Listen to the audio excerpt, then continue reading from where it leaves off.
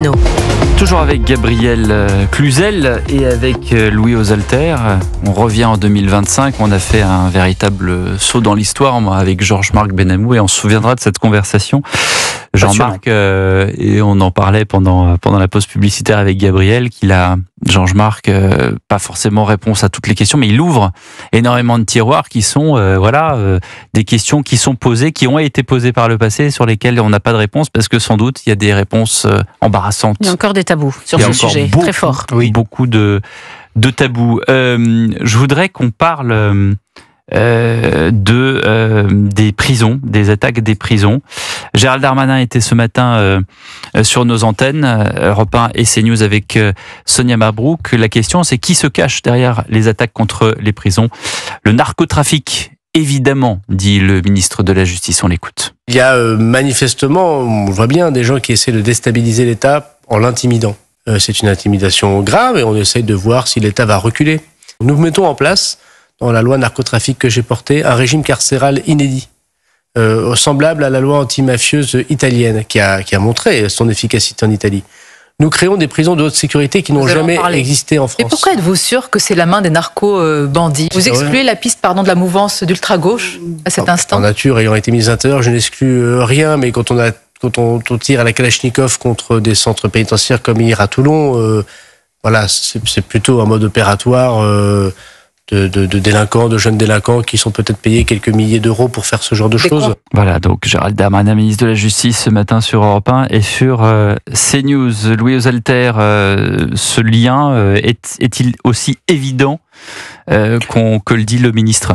Dans le mode opératoire, oui, parce que ce que dit le ministre, mais pas seulement, également les spécialistes, la place Beauvau, c'est que au début, ils ont songé à l'ultra-gauche, parce que des messages, des tags laissaient penser à cette piste-là.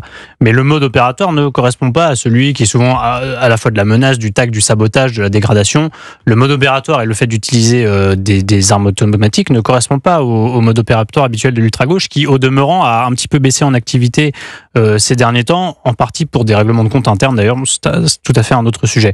Dans tous les cas, ce qui est sûr, c'est que c'est absolument inédit. C'est complètement dans la veine, dans la foulée de l'évasion dramatique, mortelle, tragique de Mohamed Amra l'an dernier, et 2 agents pénitentiaires y avaient laissé la vie. Et je pense aussi que c'est un point faible en fait du système judiciaire, parce que ça dépend du garde des Sceaux, du ministère de la Justice, l'administration pénitentiaire. Je ne sais pas si vous savez, depuis des années, l'administration pénitentiaire a du mal à recruter des agents. Parce que personne... ça va pas s'améliorer. Personne ne va être gardien de prison. Ça ne va pas s'améliorer, exactement. C'est mal payé, vous êtes au contact évidemment de criminels, de bandits toute la journée.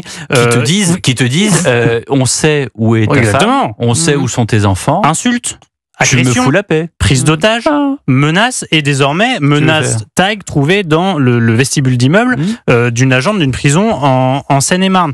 Donc je crois que c'est un peu un talon d'Achille du système répressif français qui défaille de bien des parts.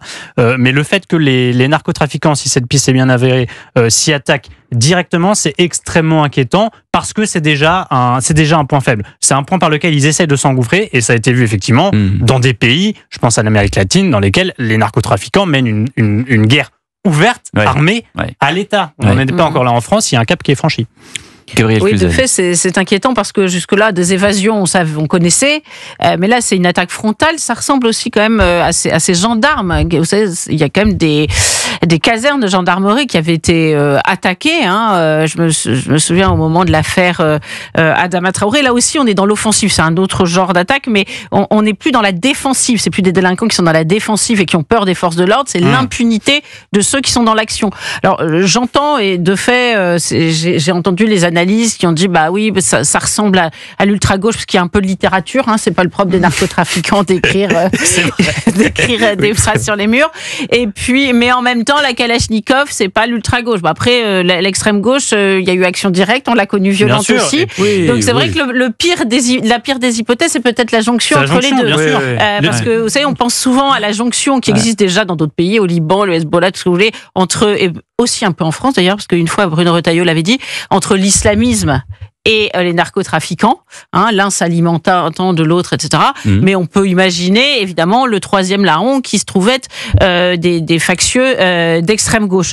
Donc ça c'est quand même un vrai sujet. Alors je note que Gérald Darmanin, il a peut-être raison du reste, mais c'est un peu son récit, c'est-à-dire que dès que il commence à y avoir des tirs et que ça commence à s'exciter, il dit c'est parce qu'on a fait beaucoup de choses, donc on a tapé dans la fourmilière et c'est pour ça que ça se passe ainsi.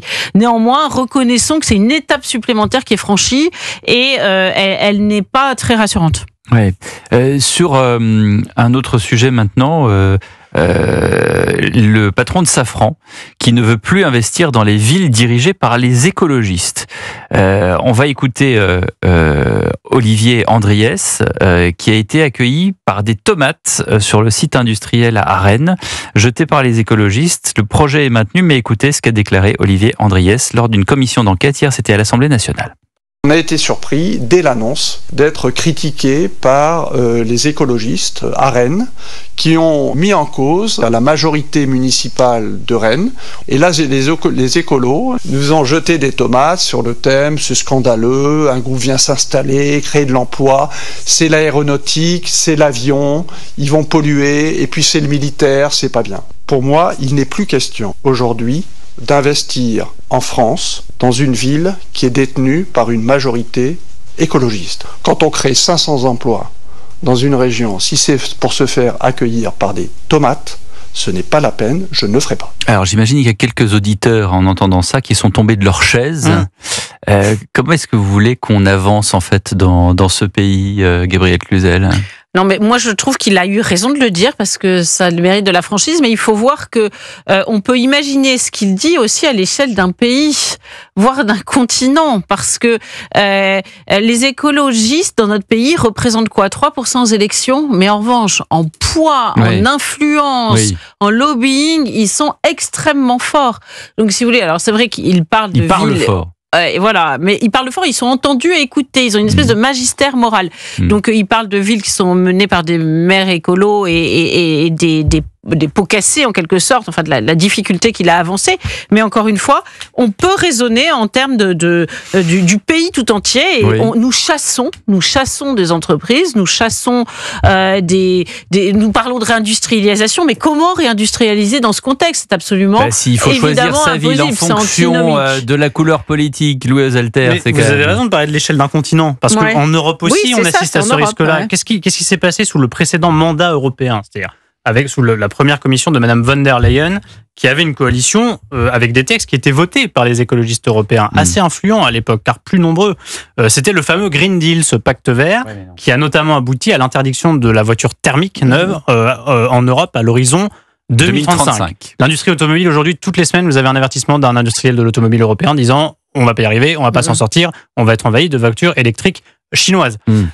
Donc en fait, à l'échelon européen, on a également épousé cet agenda sans bien savoir, sans bien discerner quel allait être le relais de croissance économique. Parce que décarboner, c'est très bien.